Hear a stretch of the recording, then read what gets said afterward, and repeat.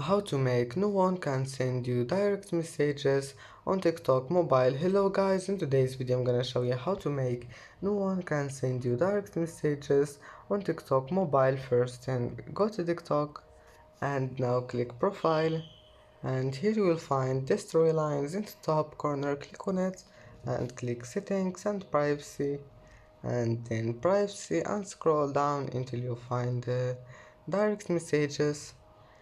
And as you see here, you'll find who can send you direct messages, and if you want to change it, just click here no one. and and as you see now, no one can send me direct messages. And that's it for today's video. If you like this video, don't forget like and subscribe, and thank you for watching this video until the end, and see you in the next video.